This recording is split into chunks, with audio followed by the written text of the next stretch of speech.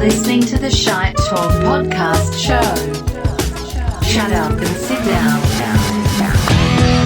Welcome once again to the Shite Talk podcast show. Mark and Ken. What's up? We think on episode 252. Yeah, numbers are hard. Doing podcasts are also has been increasingly hard. We're back. How many weeks have we been? Oh, I don't know. It has to be nearly a month, I'd say. It has been nearly a month. We missed you. I'm sure you've missed us. Nobody has mentioned. Where he is. We haven't been around, Yeah, we haven't called. We haven't texted to say we're all right. And no one's been like, are you okay? Yeah. Give us a call. It's simple. Check up on us. Yeah. Make sure we're okay. DM us. Anything you can DM us. We'll accept dick pics. Yeah. I was talking to one of our listeners, and they're like, "Oh, I'm a few weeks behind." And I was like, "I don't think you are." I was like, "We haven't recorded it in a month." He goes, "No. I'm definitely a few weeks behind. Last time I was talking to you, you were shouting on about police on the beaches." And I was like, "I don't even know when that podcast was recorded. It could have been last podcast. It's been a while. I think you're 2 episodes behind." I was like, yeah. Recording one tomorrow. Catch the fuck up. You may be mentioned. I'm half a man today. Oh my god! I've done the podcast drunk. Doing a hungover is it's not nice. It's a different beast. It's 8 a.m. I don't know what time I came in at. You know you're drunk, and when you make a cup of tea, spill half of going to your bedroom, put it beside your bed, and then fall asleep. How many drinks did you spill over yourself? I didn't spill any drinks. Oh, that's good. Yeah, no drinks spilled. I do have the fear, though. We'll also be talking about fears. So fear of communication is mine now. Of certain people. Fear of communication. Or fear of communication, or fear of other people who consequences from communication. Well, you know what? Some people think it's hilarious to write what you say, like two people, and I don't think that's cool. So yeah, but here we are after a month long. We come with Ken and half a Mark. So, what were we talking about on the podcast today? Shite. I threw away my phone, and my phone has the stories on it. Did you actually throw away your phone? Oh, well, I threw it away from me. I have to go get it now. Okay. I thought like maybe your fear of communication led you to go, fuck it. If I have no phone, it's not a problem. If I don't have a phone, people can't contact me. I win. No, I have a habit of when I'm recording a podcast, I leave my phone away from me because sometimes it makes that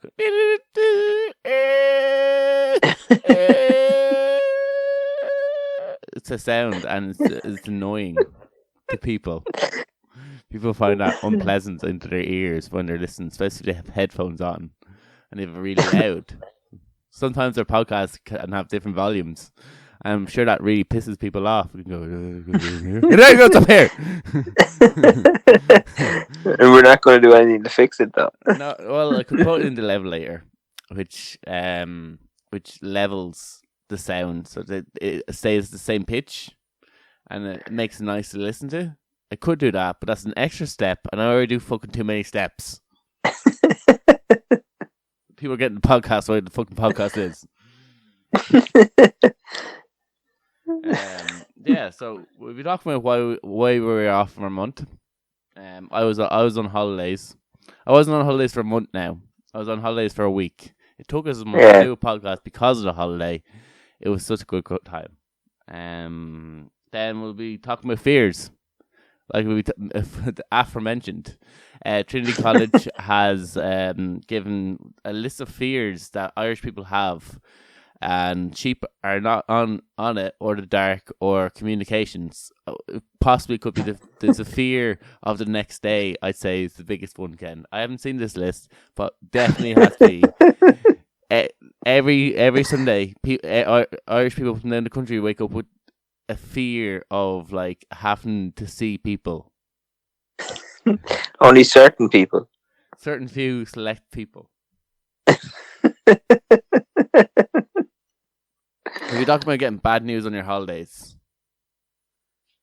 and it's been so long since my holiday, like I thought I was going to come back. All this is coming in my mind.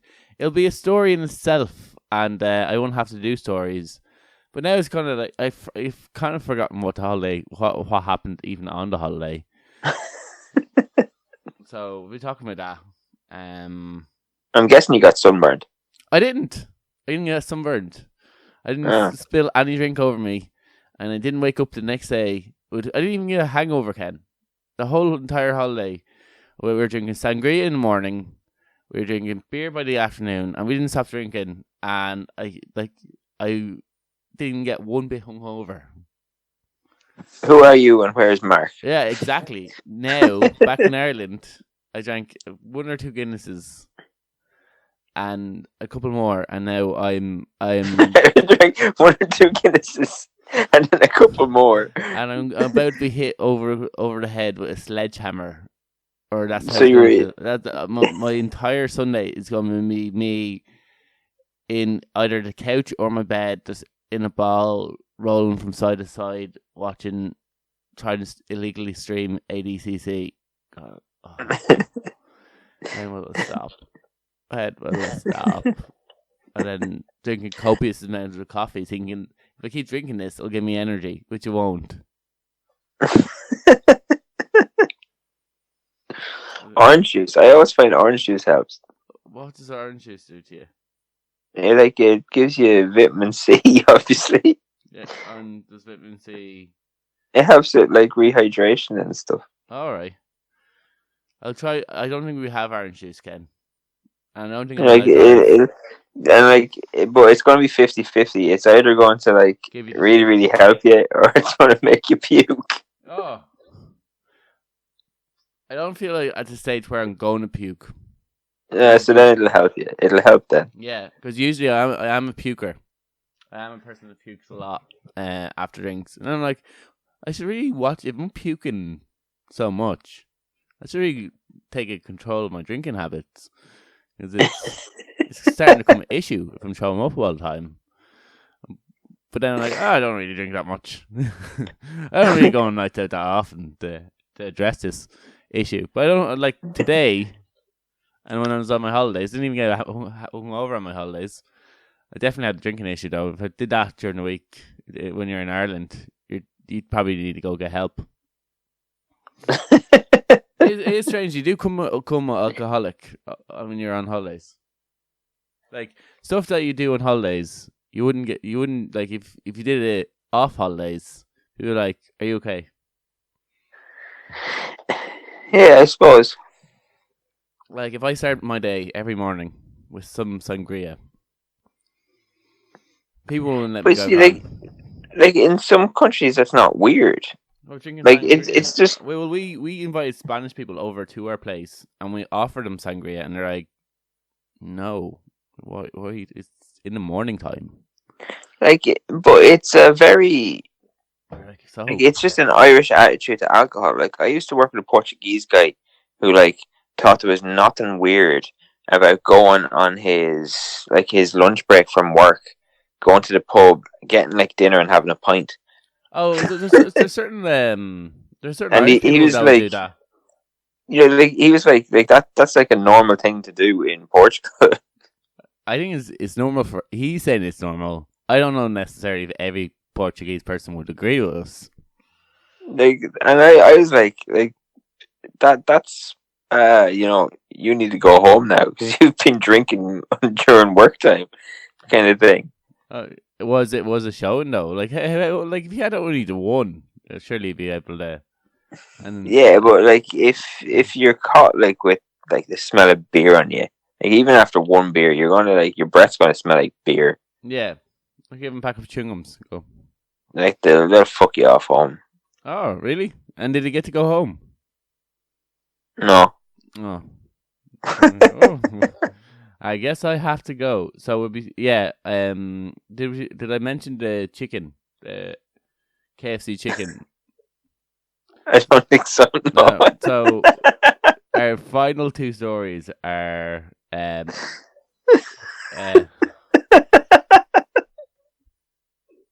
Britney Spears and Christina Aguilera. This is recorded in 2022, by the way, in case you're wondering, like, how old is this podcast? They have beef. And chicken. But mostly beef with each other. They beef with each other. and one of them thinks they discovered the cure to KFC. No. There's another story about KFC.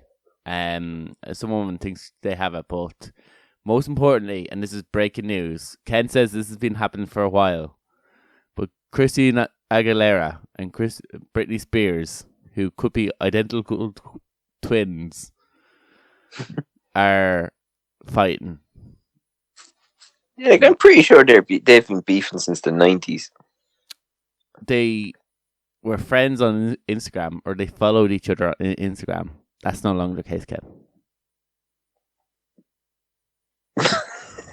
So this indicates they're beefing. This indicates that they are not friends and they do not like each other because they were following each other and now they're not. Do you know what I always think about these things? Like who has discovered this? Who has actually got the time to go through both of their follow lists and go, let's see who they're not following anymore? Well, one of them said something nasty about the other to start with. It wasn't directly at her, and then the other one was like, then the one who said something nasty was like, oh, I didn't say anything about her. And then said some other sassy comments, and then the other one hasn't responded. She's just like, unfollow. I don't like this. I'm over this thing. So that's our show for you today. If you remember our running hour, please text it to me because I can't really. We started talking about something and then we're on to something else, and then we were talking about a little bit about my holidays, and then will we start with the holiday one? Sure, we can start with holidays. Why not? Let's go back to a simpler time. It probably was 2 weeks ago now, a week ago now, where I was on the beach. I wasn't on the beach that much. I was by the pool. It was sunny.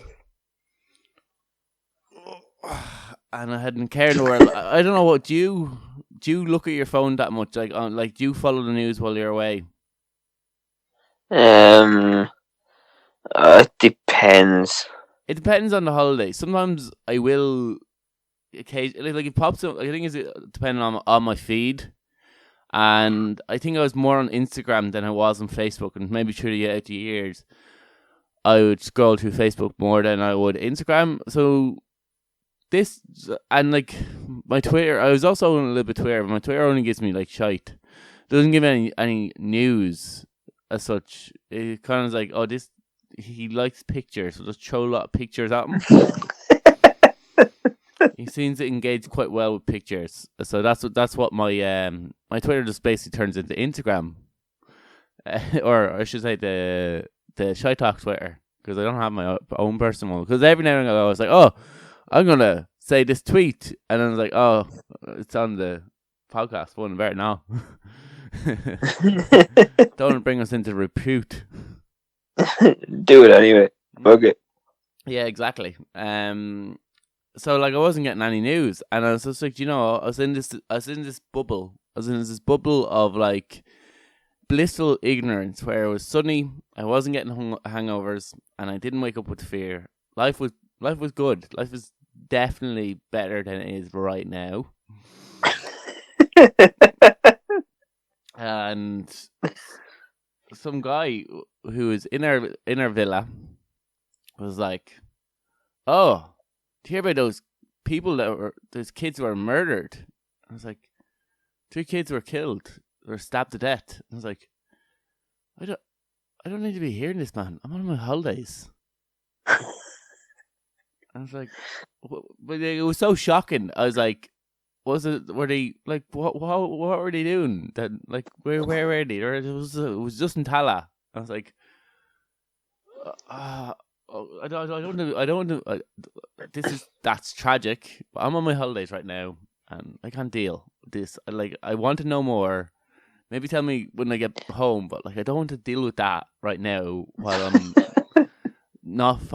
trying not to be weird drinking sangria at 9 o'clock in the morning.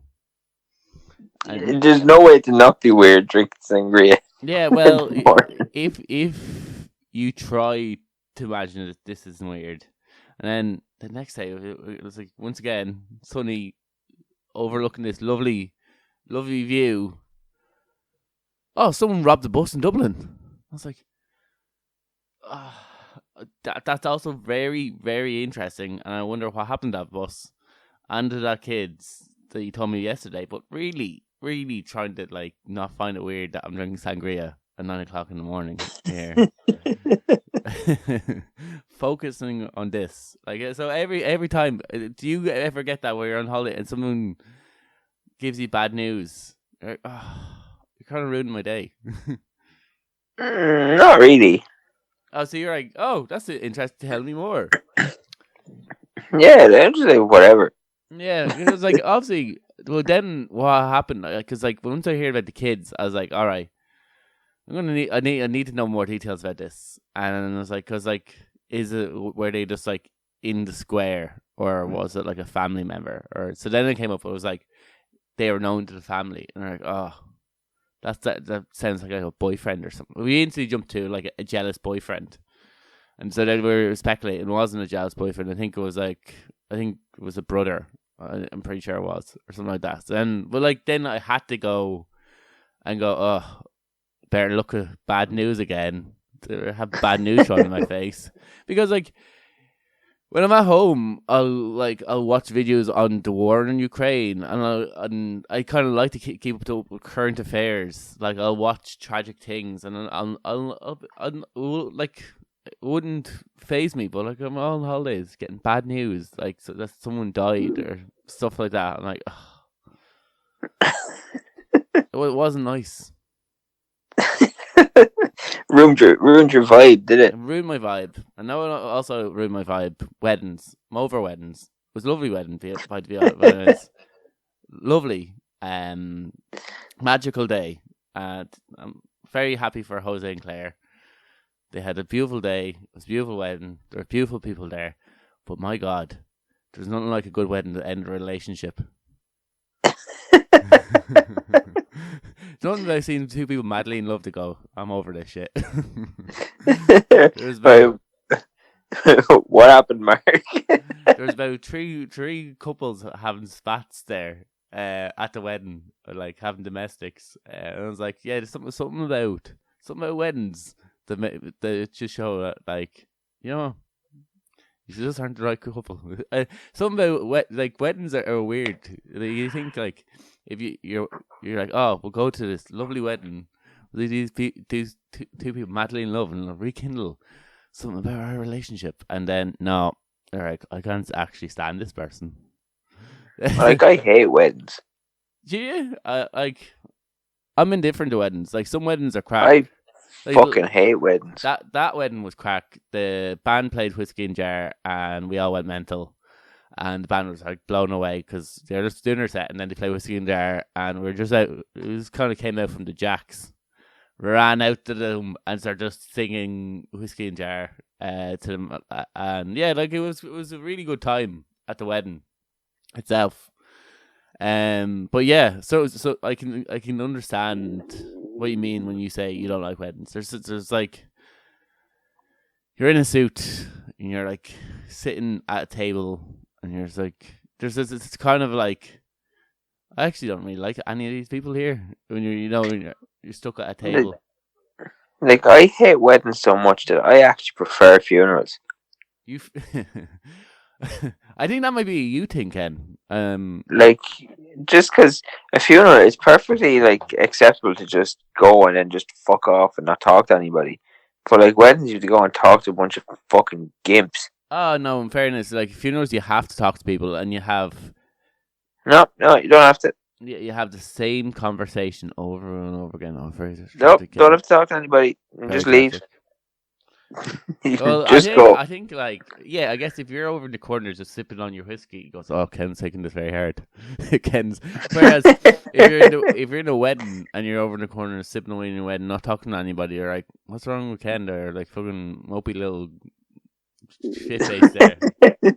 Some go over and talk to him. Some cheer him up. Whereas wedding, they'll probably give you a bit of space. They're like, "Oh, he's grieving. He didn't know the person." But you can see that, like, it's obviously brought something up in them. I fucking just hate weddings.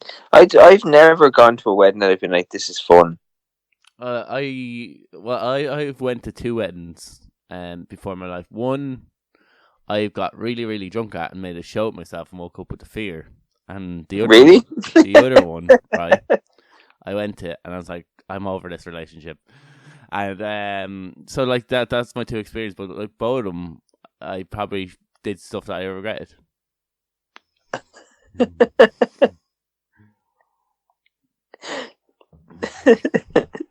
So expect to see was this the second wedding on the podcast? This is the second wedding that you've gone to? Yeah. Okay, so this was the one where you're like, I'm over this relationship. Yeah. So expect to see more Tinder stories in the coming weeks. It was a great day. I really had a day, but like, oh my god. The lads brought me out for a night out, and I woke up to fear. And people, including you, are now up to date in my life. You are now caught up on the life that is Mark Kearns. Yeah, we'll also be. Yeah, I don't know if I mentioned this. It's a bit late to do the kind of. Oh, we're also going to be talking about this. We'll be talking about a girl who's afraid of Michael Jackson as well. So I think we'll get off the holiday stories, and we'll get on to talking about fears. You have a story about Trinity College that has appiled Irish fears. Yeah, they've done some sort of a survey. Yeah. On fears with Irish people, and I have the top 5. So, what's your biggest fear, Mark? We're on our holidays, right? And we're at an amusement park, and my ex was like, "Oh, I'm terrified of roller coasters, but I can get into planes and I can do all these plane acrobatics." And I was like, well, you're probably more of a chance of dying doing those plane acrobatics shit that you've done before than this roller coaster. And she's like, no, that's not true. I was like, well. Anyway, I was like, well, you just need to get over your fear. You need to face it. And apparently that didn't help her try to get over her fear of roller coasters. And she held against me that I forced her to go on a roller coaster. I know, like, if I force her to do this one thing, she'll get over, and she'll be like, "Oh my god, I got through it. I'm now over." My no. In fact, it made it worse. It made it worse. She was like, "See, you didn't die."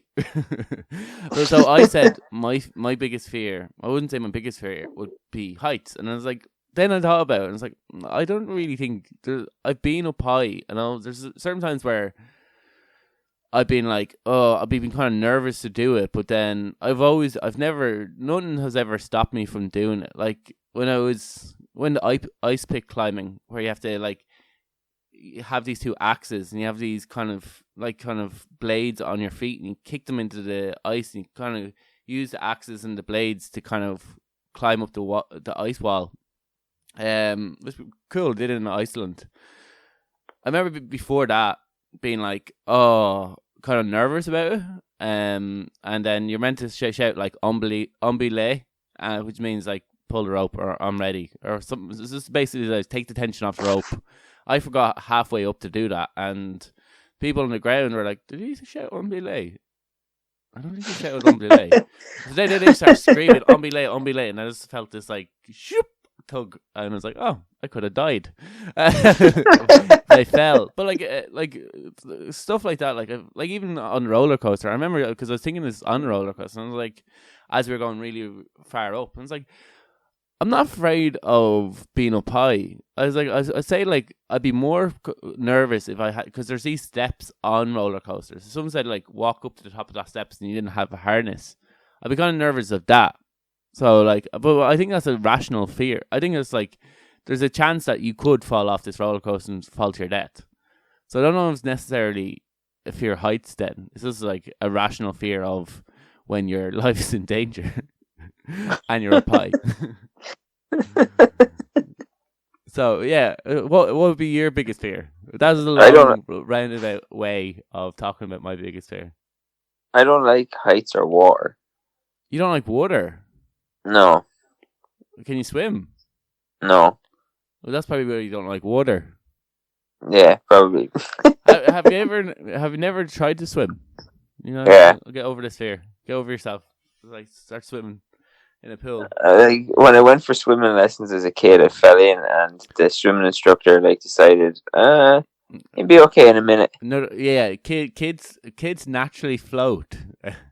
Yeah, and we lost another kid that day. Well, this kid just sank. Yeah, kids do sink. Yeah. A different instructor that was teaching an adults class down the far end of the pool had to swim down and get me. Oh my god.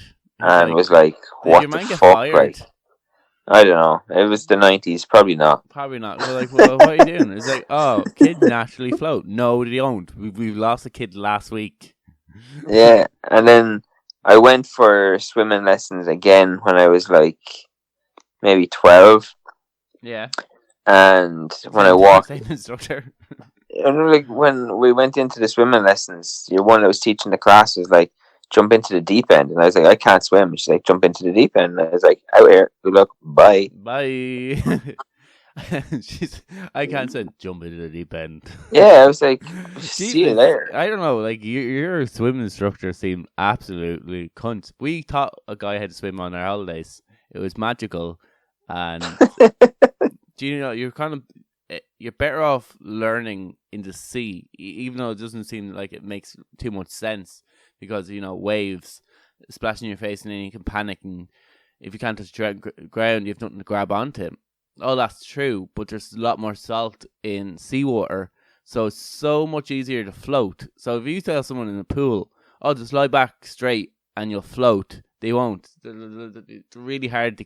You have to kind of make this like roly-poly motions with your hands. You have to like lightly kick your feet to say buoyant.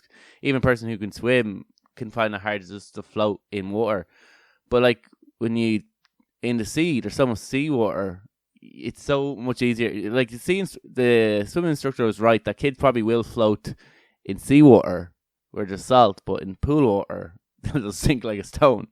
So you can just kind of out and like distribute your weight. So you can, if you're in the sea, if you just lie back flat, you'll float. So it's a lot easier to try to teach someone to swim in the sea than it is in a pool. But we tried it in a pool, and we did this stupid swimming instruction things where we like hold on to the side of the pool and just kick your legs. And he was trying to flap around like a fucking idiot, and we're like, no, just like kick your feet. Like, we're trying to like remember how, because you just do it naturally after a while. We're like, no, keep your toes straight and kick.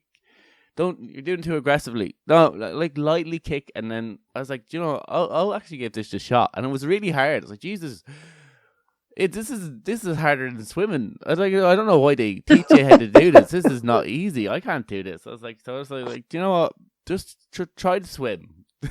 just try to swim. Just float. You'll float. But like, he was big enough that like he could walk to the end of the pool and back. Like, you would probably be able to. So like, I think, being able to stand, I think it would be probably your biggest. That's rational enough. If you can't swim, having a fear of water is rational. And what was your other one? Heights. Heights, yeah. I don't really like heights. Yeah, would you have done that ice thing that I was talking about? Nope. No, you'd be like, no, not doing it. See, that's why I wouldn't say a fear of heights is necessarily, because I've never, like, I think a fear is something that, like, you will not do, or you'll be terrified while doing. Like, the look on my ex's face when she was on the roller coaster, I was like, I've never had that look on my face. I was like, I don't think I'm afraid of heights. At that moment, I don't know, it's like, maybe I'm not afraid of heights. At that moment, it just hit me that I was not afraid of heights. So what? Is heights in it? I say heights has to be in it because both of us mentioned heights. Right. So number 5. Yeah. Is enclosed spaces. Oh yeah. No, I don't know how well I cope in enclosed. I've never been in too many enclosed spaces that where I know, but like once again, yeah, I can see why people would be afraid of enclosed spaces.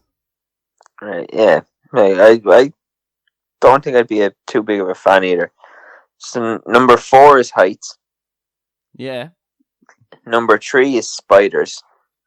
Yeah, I know a lot. I know vets who are afraid of spiders. Vets? Yeah, who are terrified of spiders. Like, if there's a spider, they will not. I was like, oh, I'll just pick it up and I'll just throw it outside, and they're like, no, kill it now, it needs to die. I'm like, but you love animals. I'd say nice. I didn't want to be a cunt. My vet is snakes and rats. Oh, rats! Yeah, see, I wouldn't be a big fan. Like, I wouldn't be. Like, I was on about getting a pet rat, and he was like, "If you get a pet rat, like, don't bring it near me." I had a nightmare recently where a bat was like trying to bite my balls. So I probably wouldn't be the biggest fan of bats and or rats in general. I don't know what was happening in the dream, but I was trapped in thing, and bat was like going to bite my balls. And I was like, oh no.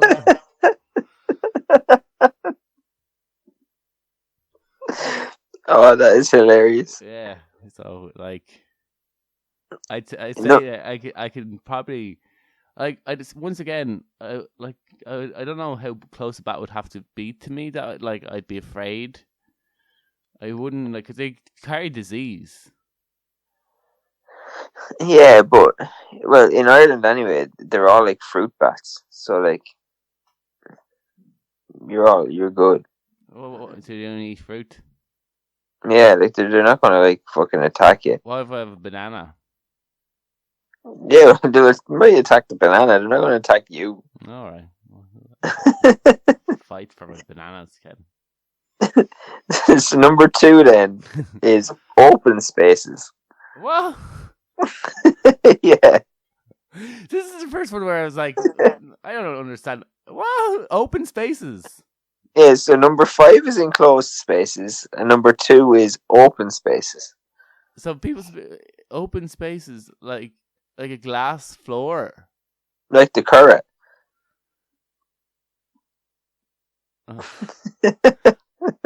Well, maybe they don't go. See, I don't think enough people face their fears. So I have never seen a person like looking at the plane under the Curragh going, I just that's because they won't go there. Yeah, so yeah.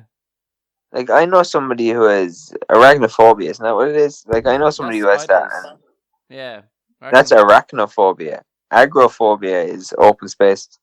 Oh, really? And you know a person? Yeah, because we're kind of chatting about fears. So you would imagine the top 2, 3 fears we would have come across in terms of I know a person who's afraid of this or heights. I know loads of people who's afraid of heights. Yeah. I've never heard even of a person who's afraid of an open space.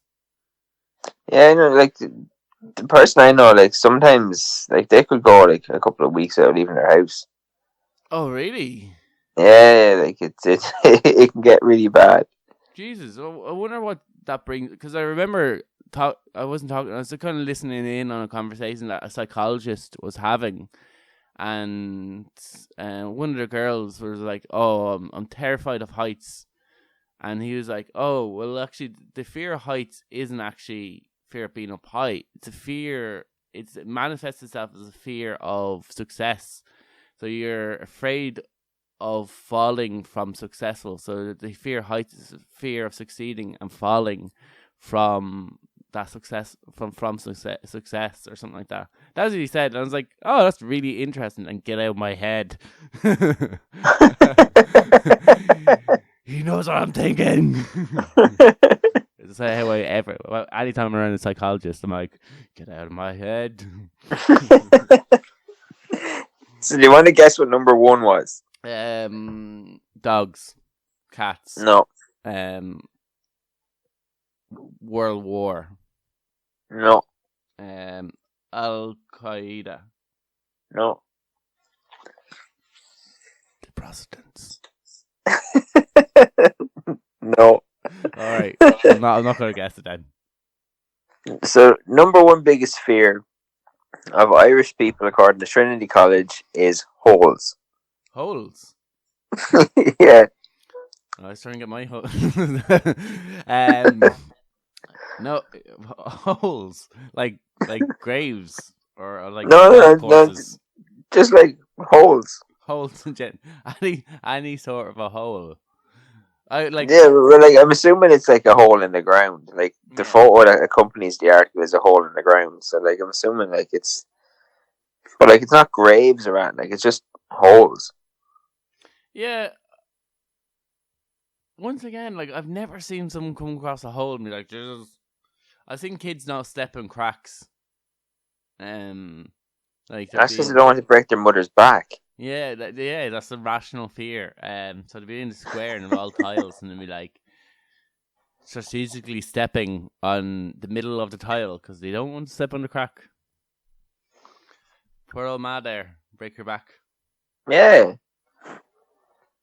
That's a logical fear. Like, I would imagine people of Mayo are afraid of like winning the All Ireland. But like holes, it's like I never would have thought that.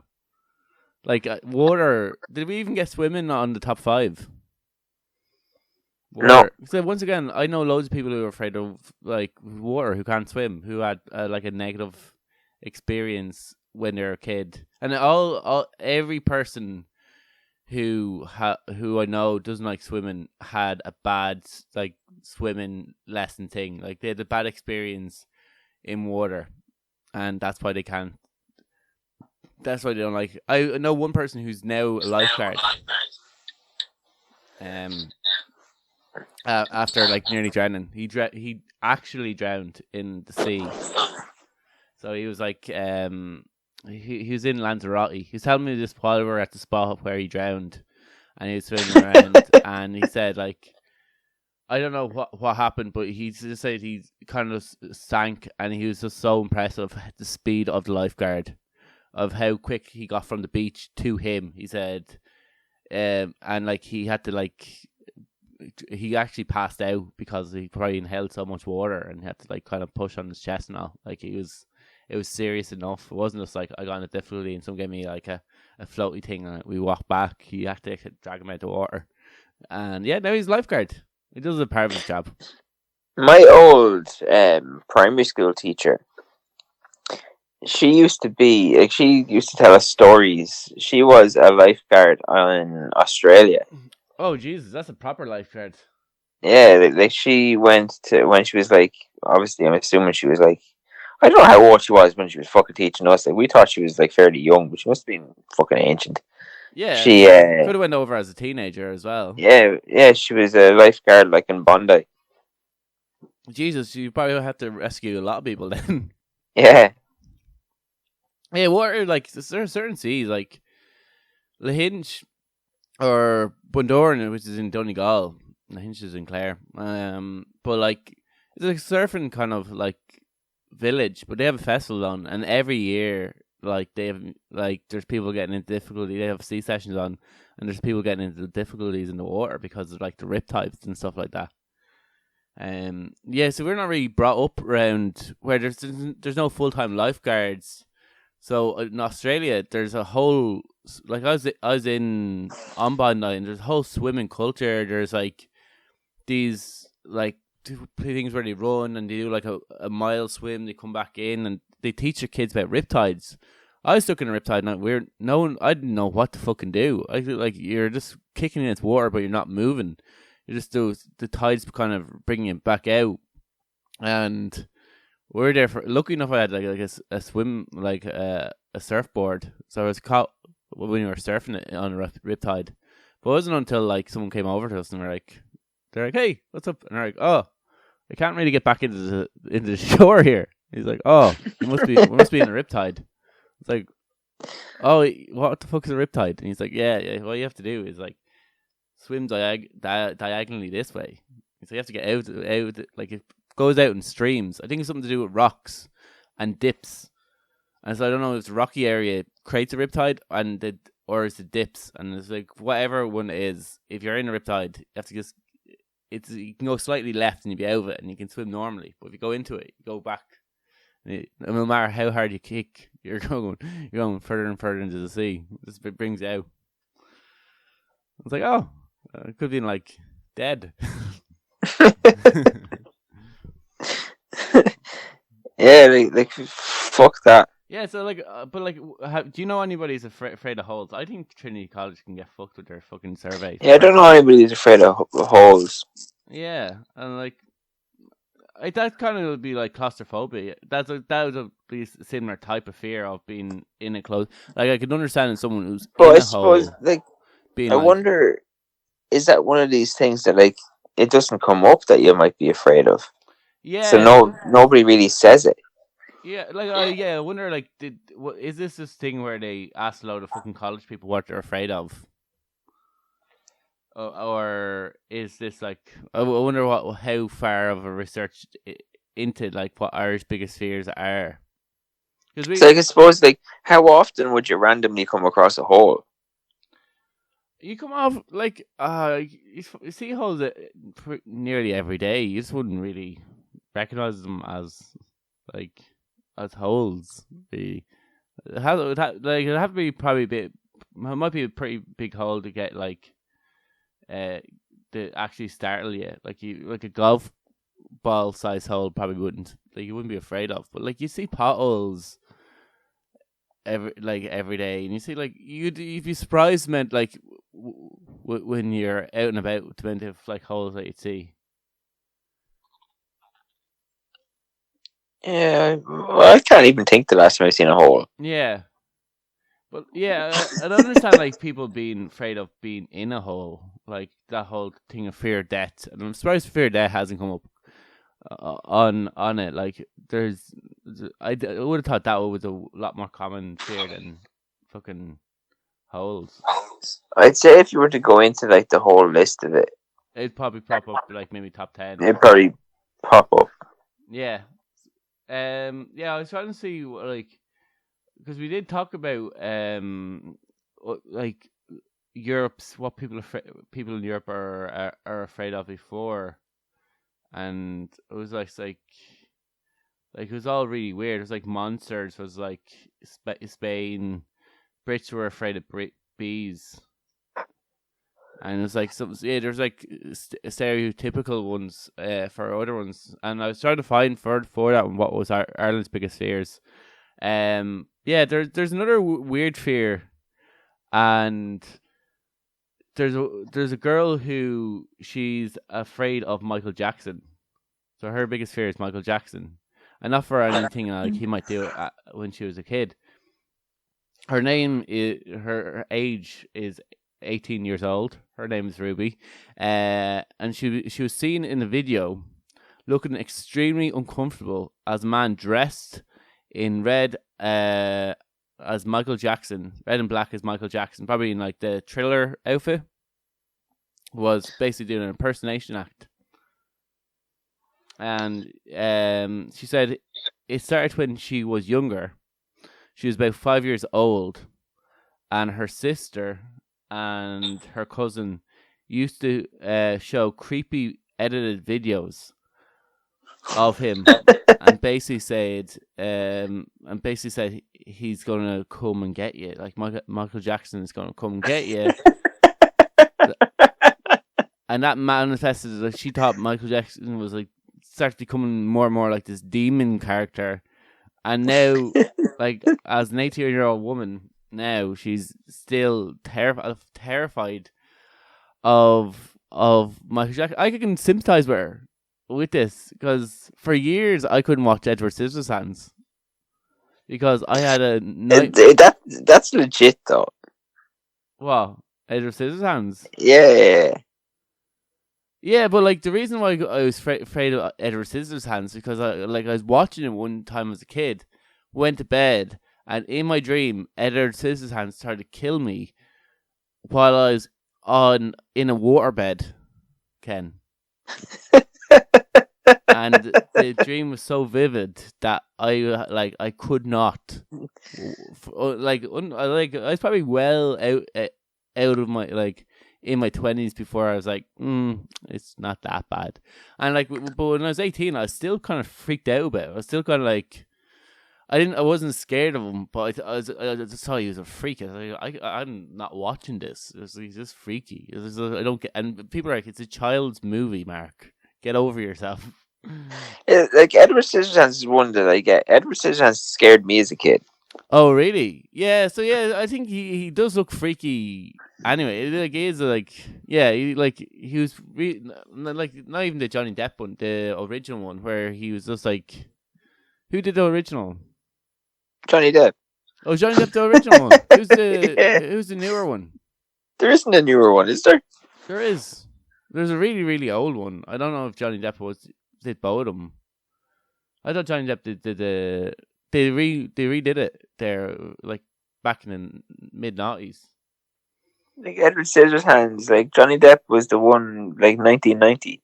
All right. Well, maybe he reprised the role of it, and they changed his outfit then. Because I never thought he did the remade one. I thought the remade one looked shy.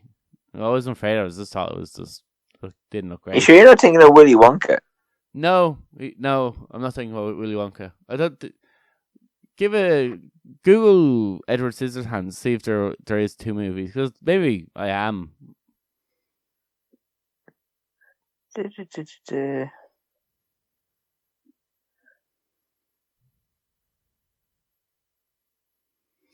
Yeah, she said Thriller is the main song that, anyway, while you're doing that, is the main song that scares her, because watching the music video when she was younger was one of the biggest. It was one of the biggest hits. But I think in that Thriller video, there's like werewolves and all, isn't there? Yeah. So yeah, and it really kind of hit her on family holidays in Los Angeles because of a house they were staying in, and there was this door with 8 padlocks on it. And one of the family members jokingly said, what if Michael Jackson is hiding in there? Knowing that she has a fear of Michael Jackson, and every night for 3 weeks she had the same nightmare of him creeping out of the wardrobe and coming and getting her while she was asleep.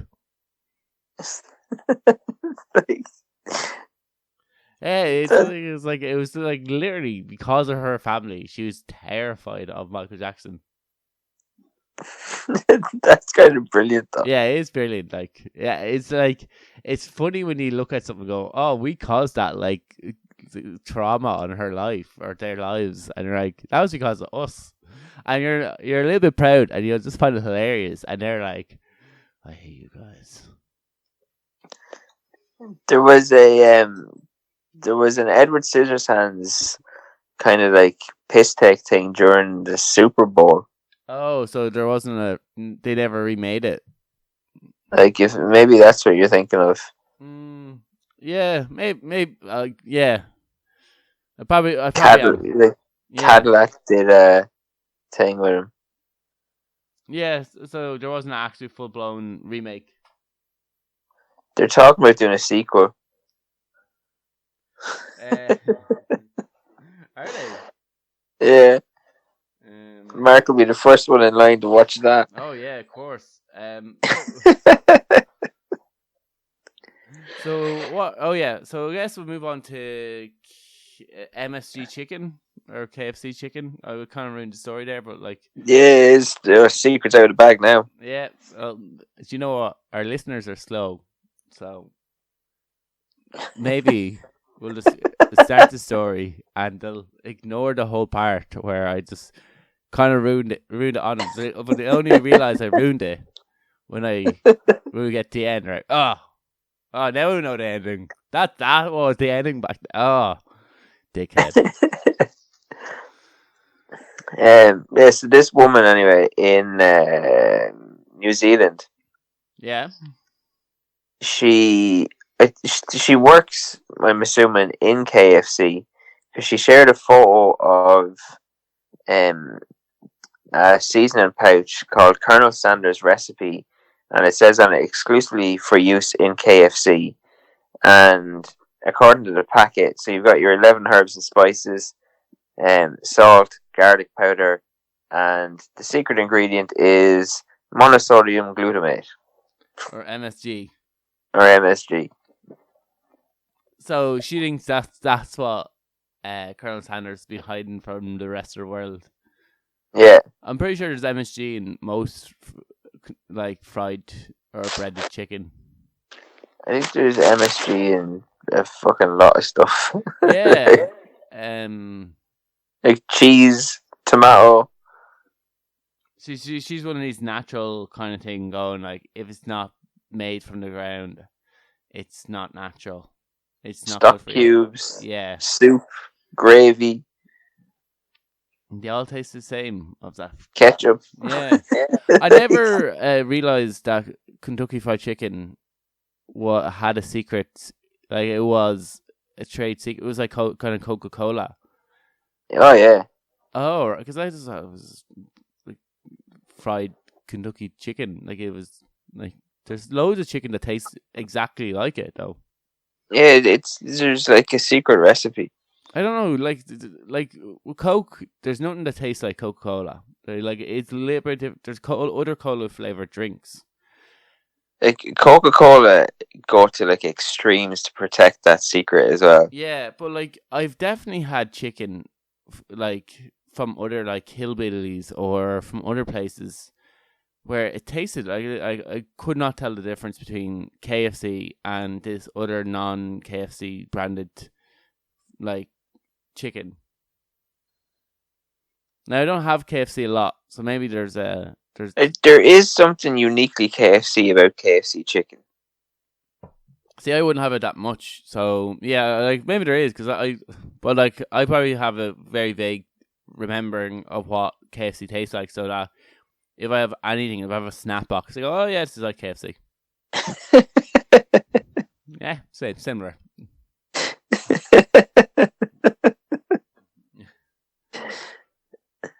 Yeah. So yeah, so she there you go. Yeah. I like she That's just thinks, yeah, she just thinks it's the MSG. It's the danger of the artificial tastes. But like I've always thought though, with like Coca-Cola and stuff where they've got like secrets. Yeah. How do you get away with not putting that on your ingredients list? Yeah. I think there's my sister used to work for Coca-Cola, and she said she knew what the secret ingredient was. She was so high up that they told her. But it was just some chemical name. So they give it like a chemical name of what it is. And that covers them. Yeah, but it's true. Like under most countries or in states, food law, all ingredients of food has to be listed. Yeah, so like all it would take is for somebody to read the ingredients and just fuck around and try and find the right combination and percentages of stuff to put into thing to make knockoff Coke. Yeah, exactly. I often wondered that before. Like, how do they get around? How does anybody have secret ingredients anymore? Because somebody could just go, "Hold on, I'm allergic to pretty much everything in the world. You have to tell me what's in this, or else I can't have this. This has dairy in it. If your secret ingredient is dairy, I'll die."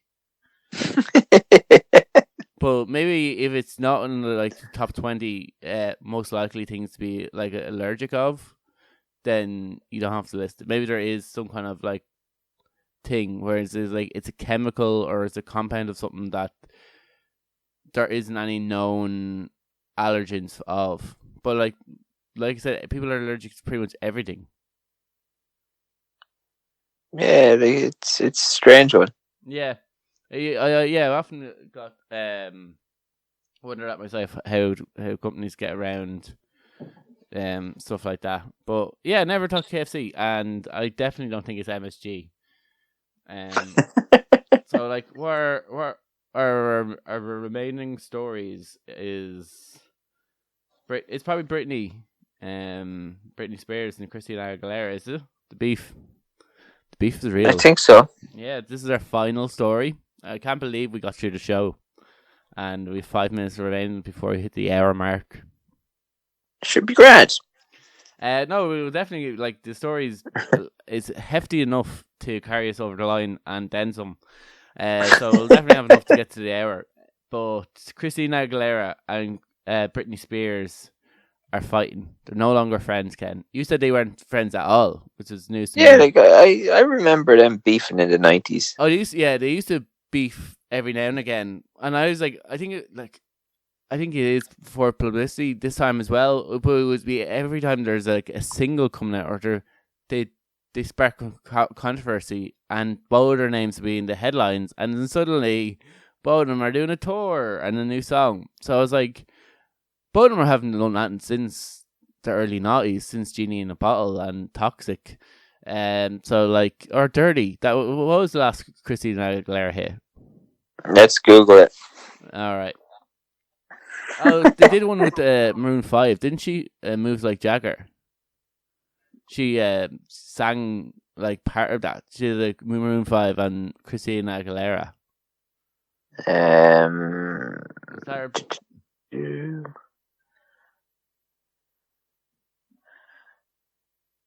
Christina Aguilera's last fucking song was somewhere in this list.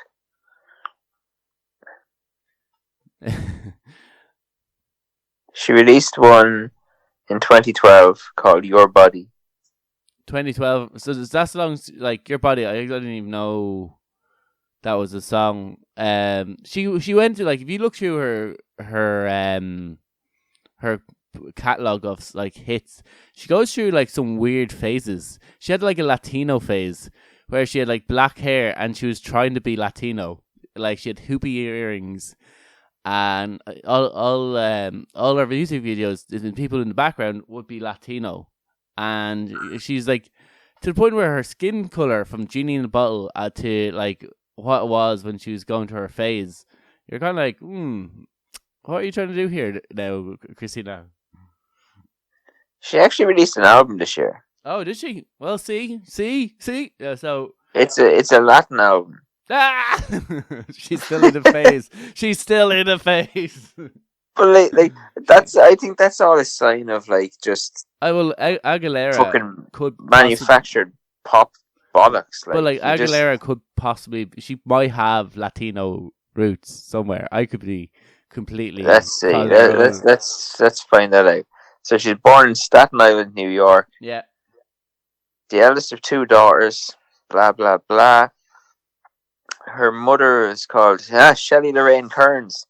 Oh, we're related. Me and Christina are cousins. And her father was a U.S. Army soldier called Fausto Xavier Aguilera. Her father is from Ecuador. And her mother is German, Irish, Welsh, Dutch. Oh, she's like, yeah, fuck off. So her father's from Ecuador. Your mother can be from two places. You're not milkshake. You're not special. Your mom was born somewhere, and you're a quarter of that. Fucking Americans. We love yous. We love yous. Yeah, so there you go. Yeah, so yeah, she does have sort of Latino, but she probably didn't grow up in a, like, if her dad was in the U.S. Army, probably didn't grow up in a typical Latino household that she's just clinging on this heritage, other than give her like. I don't know. Apparently, your father was physically and emotionally abusive. Oh, Jesus. Some of my pop stars have abusive dads. It wasn't like Britney Spears similar. They should be best friends. It's like a musician thing, I think, though, isn't it? Like they've all got like these troubled childhoods. Yeah. So, yeah, they do actually. Yeah, that is true. Like the parents probably pop stars. I think generally is like a parent pushes them into the industry, and like their whole life is to become this, what a pop star is, this like perfect American sweetheart thing. It's not like stereotypical beauty pageant shite. Yeah. Anyway, this beef started. I don't know. You said they're already not great in a great relationship with each other, but Christina Aguilera posted on Instagram a quote of a comedian saying, the only way to feel thin is to hang out with people who are fat. And then underneath that, she made some comment that if I had Britney Spears, or if I had Christina Aguilera's backup dancers, I would feel thin all the time, or something like that. She made some really bitchy comment like that. So she was instantly called out for fat shaming by Christina Aguilera's backup dancers and people on the internet. And then Christina unfollowed Britney Spears, so they're no longer friends. This is instantly, they hate each other. So then Britney was like trying to make amends. She's like, I didn't even say anything about her. She wrote this like really big comment on under the kind of that nasty kind of like the only way to feel thin is to hang out with fat people. She said, I wish I could have chosen my nanny, children's, or my dancers. I mean, if I had Christina Aguilera's dancers, I would have looked extremely small. Yeah, and she goes, I mean, why not talk about it? Don't you think that my confidence would have been a bit better if I had chosen to live and ate who I am? So she's basically like, she tried to bring this back on herself, saying like, oh, I had spent years not feeling comfortable with myself, and I was just expressing my own insecurities about my body. But she completely didn't like get the idea that she just basically called Christina Aguilera's like, she was just completely oblivious that she's like, I didn't say anything wrong. I just said my dancers were much thinner than her ones, and she didn't get like how offensive her comments was. So like, yeah, she was then like posted of like two little fairies underneath it. Like, I think the fairies meant to represent her and Christina Aguilera, saying that she had went to a concert before and she was like so blown away by Christina Aguilera's on stage, and she was inspired by her, but she just noted that her dancers weren't stick thin. So, dig a hole, dig a hole, dig a hole. She goes, I mean, by no means did I even mention Christina. Like, look at my post. I was inspired by her and her fat dancers. Did it say that? No, I didn't say. I did that. The show, and she was beautiful woman power. I thank you, like some person inspired me. Oh, she must have tagged Christina Aguilera in it. Inspired me. To be honest, I'm not trying to be critical of anybody. What I posted was a projection of my insecurities. So she's basically like, I didn't even mention Christina Aguilera in the post. Why are people giving out to me for being mean to Christina Aguilera? It's like, no, you're a cunt to her dancers. She's probably friends with her dancers.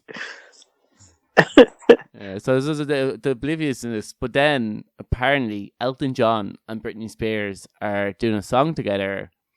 So maybe she's just doing the same thing she did back in the early 90s, which is creating controversy and then being in front of it. Because wasn't she doing a lot of nude photos on Instagram and Twitter? Who knows? I was on Twitter and I see a picture. I was on Twitter. Of Britney Spears' tits. Yeah, what's it again? I said I was on Twitter and there's a picture that's popped up on my feed of Britney Spears with her tits out. I'll see if I can find it. I'll screenshot it and send it to you. B or I.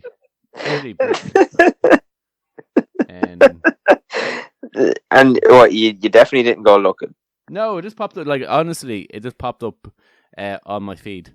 Like, I was scrolling, and Twitter obviously said, like, this is something you want. This is something you might stop on. Yeah, no, yeah, maybe it wasn't of her tits. It was her topless, but she was covering them up. But she was topless. Anyway. Like, why is this even a thing? She was doing a lot of this. She was like doing a lot of like saucy videos. I think it was her way of like saying she wanted to have control of her life. Her dad was so controlling. She used to post like skimpy, barely anything photos of it, and she did this on Instagram as well. And like, I think it was blurred out though. But yeah, there was definitely a time where she was just basically just posting scantily pictures of nothingness.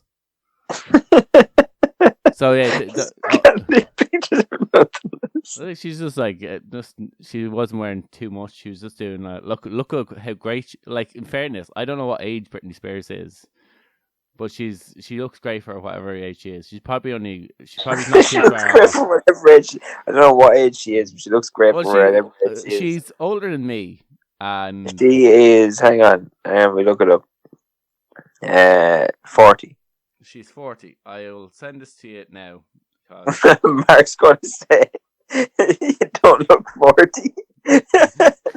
she looks well for 40 now.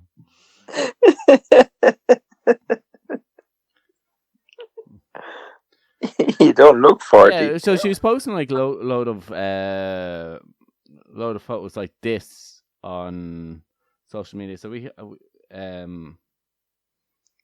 doing stuff like that. So basically, she's basically describe it to the people who can't, because this is obviously a vocal podcast and not a video. So she's basically has a bit of clot around her junk, around her like lower half, and then she's topless, but she's covering up her breast with her hands, and basically she's on this like looks like a white bed, and there's like a really sunny opened window behind her, and there's like a bit of kind of I don't know, like there's a bit of greenery. You can't really see too much from it. It's just like a lot of the sunlight is coming in.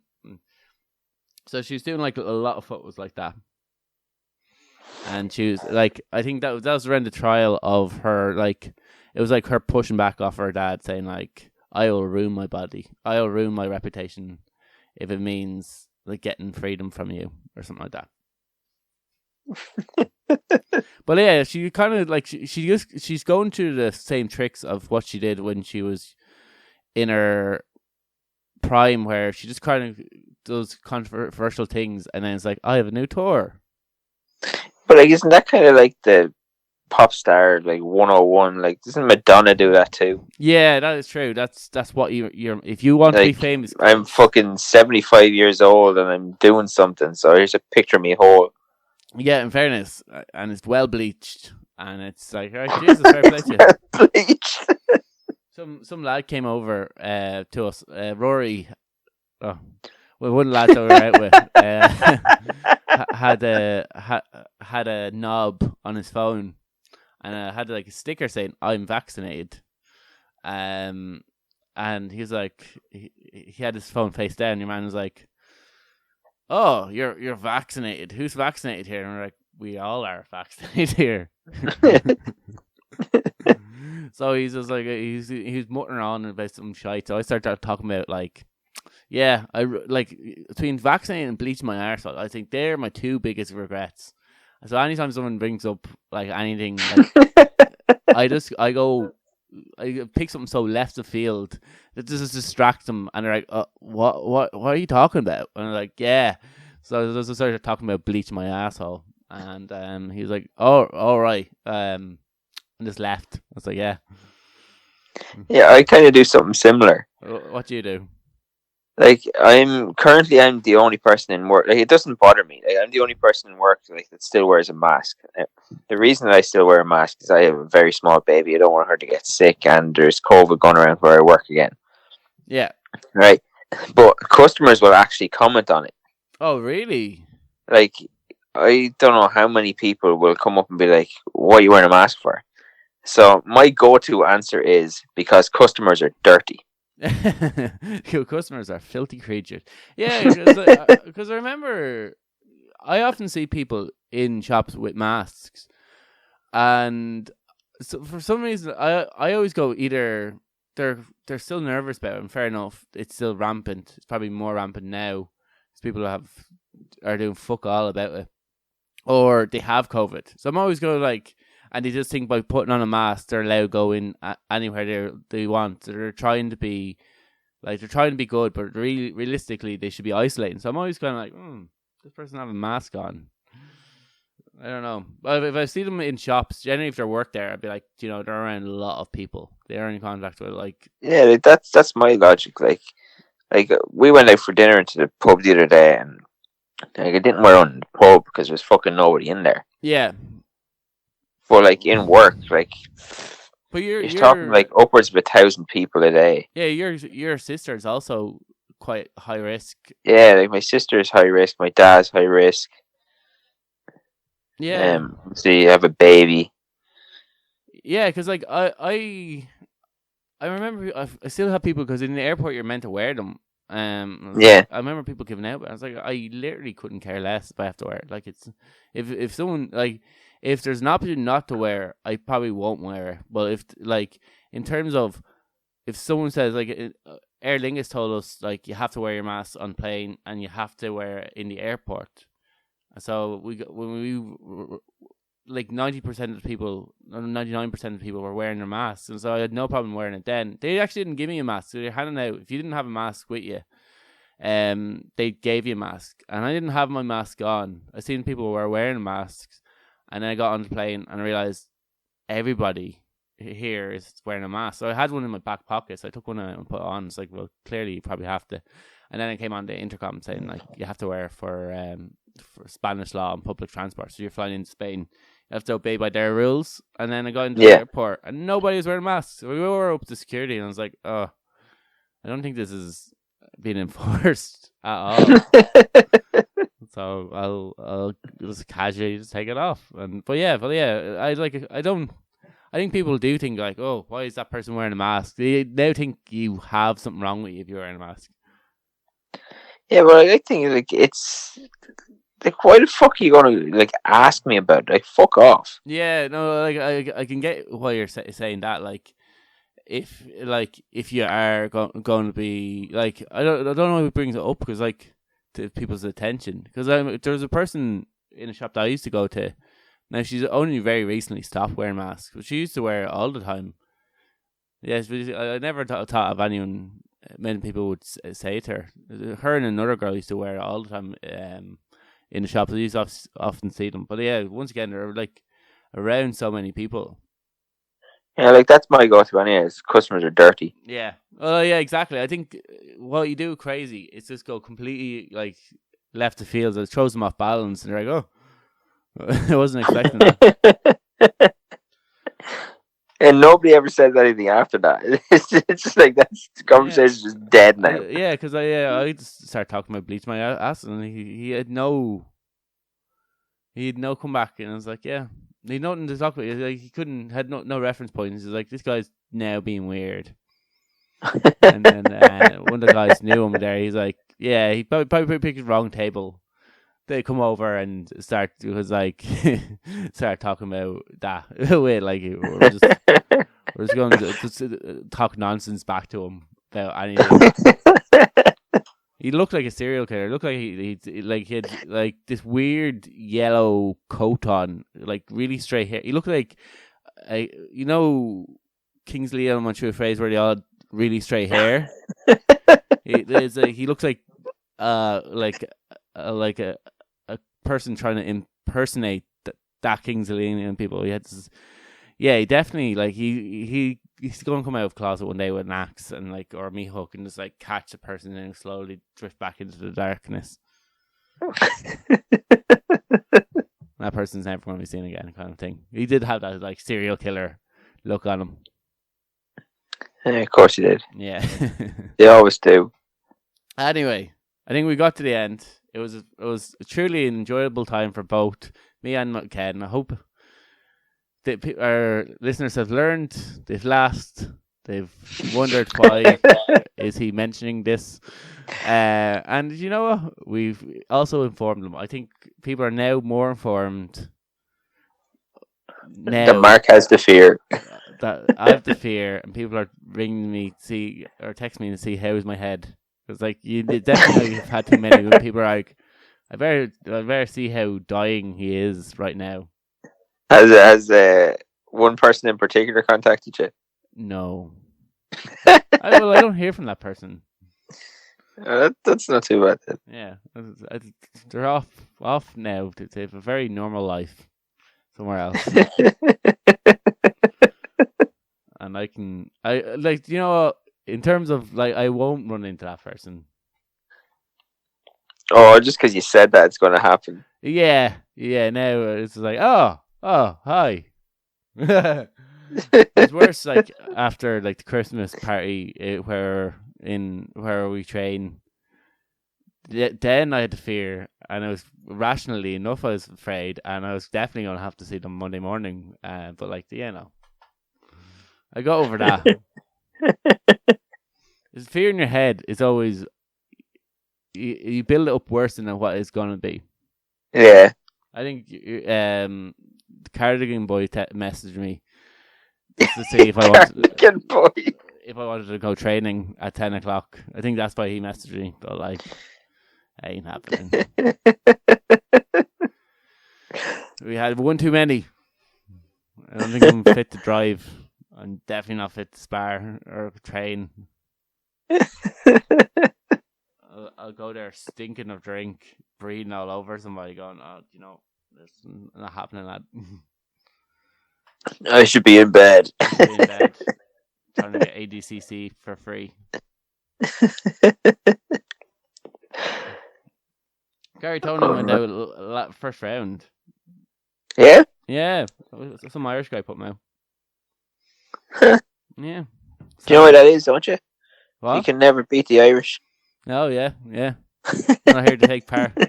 Shite.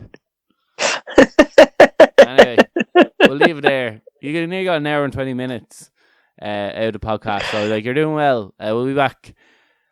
Will we say we'll be back next week? Do you think we'll make it 2 weeks in a row? We'll give it a go. We'll try. Give it a go. We'll try. We've tried since I've come back from my holidays to give it a go, but we should be back next week. If not, subscribe and you'll find out when we're back. Yeah, however you get notifications, do that, and then you get notifications when we release the podcast. And follow us on Instagram and Twitter, because sometimes we post when we have new episodes up. Sometimes we don't. Our previous 151 podcast hasn't yet been posted. But yeah, if you like the podcast, subscribe. Good luck. Bye. No.